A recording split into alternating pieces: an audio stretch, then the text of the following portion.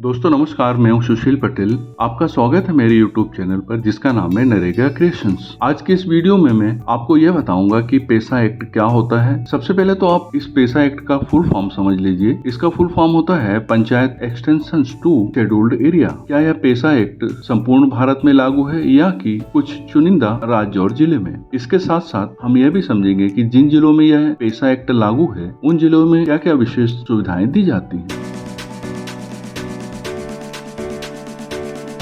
जैसा कि आप लोग जानते ही होंगे कि मनरेगा का समस्त कार्य GRS अर्थात ग्राम रोजगार सहायक द्वारा ही किया जाता है और जिन जिलों या ब्लॉक में यह पैसा एक्ट लागू है उन जिले की प्रत्येक ग्राम पंचायत में GRS की सहायता के लिए एक और पद का सृजन किया गया है जिसे मोबिलाइजर कहा जाता है। हालांकि अभी वर्तमान में इनका वेतन बहुत ही कम है, लगभग 4,000 रूपए प्रति माह है, परंतु भविष्य में GRS और सचिव की तरह ही इनका वेतन बढ़ाए जाने की संभावना है। अब हम ये समझते हैं कि इस पैसा एक्ट को लागू करने की जरूरत क्यों पड़ी।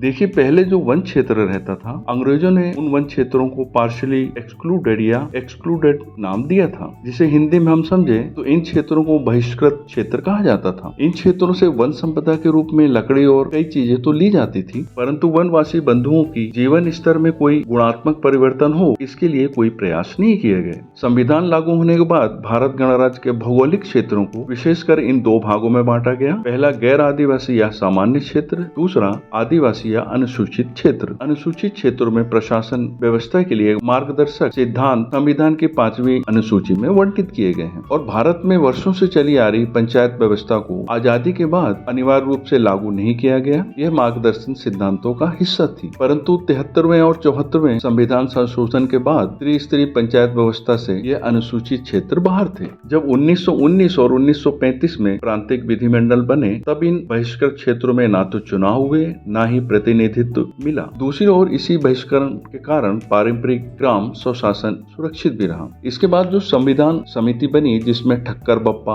अध्यक्ष थे, उस समिति ने सोचा कि अब हम एक देश में हैं, अब कोई एक्सक्लूडेड या अलग थलग क्षेत्र नहीं रहेगा और इन्हीं के मार्गदर्शन में यह पैसा एक्ट बनाया गया। यदि हम मध्य प्रदेश के बारे में इस एक्ट को समझें तो मध्य प्रदेश के सांसद दिलीप सिंह भूरिया की अध्यक्षता में बनी समिति ने पंचायती राज प्रावधानों को विस्तार अनुसूचित क्षेत्रों तक करने की सिफारिश की थी। इस समिति के प्रतिवेदन के आधार पर ही 1996 में यह पैसा एक्ट केंद्रीय सरकार द्वारा बनाया और लागू किया गया। मध्य प्रदेश शासन ने इस दिशा में 15 नवंबर 2022 को संपूर्ण मध्य प्रदेश में लागू कर 20 जिले और 89 विकास खंडों में इसे लागू किया। वर्तमान में यह पैसा एक्ट 10 राज्य क्रमशः मध्य प्रदेश, छत्तीसगढ़, झारखंड, उड़ीसा, राजस्थान, महाराष्ट्र, गुजरात, तेलंगाना, आंध्र प्रदेश और हिमाचल प्रदेश में लागू है। मेरे आने वाले नेक्स्ट वीडियो में हम समझेंगे कि जो पैसा एक्ट के अधीन ग्राम सभाओं को पावर दिए गए हैं उनकी क्या क्या शक्तियां होती हैं। ठीक है दोस्तों, आज के वीडियो में बस इतना ही। और यदि आपको ऐसा लगता है कि यह वीडियो आपके लिए किसी मायने में हेल्पफुल है तो प्लीज आप इस वीडियो को सब्सक्राइब अवश्य कर लें। और आप जब सब्सक्राइब करते हैं तो इस प्रकार का देखिए कि ऑल का भी बटन आता है, प्लीज आप इसे भी दबा दें। और यह वीडियो देखते समय आपके मन में यदि किसी प्रकार के प्रश्न क्वेरीज हो तो प्लीज आप कमेंट बॉक्स में अवश्य लिखें। और मनरेगा के अपडेट के लिए मेरे फेसबुक के ग्रुप से आप अवश्य जुड़ जाएं जिसका नाम है मनरेगा क्रिएशंस। इसकी लिंक मेरे डिस्क्रिप्शन बॉक्स में दे रखी है। नमस्कार।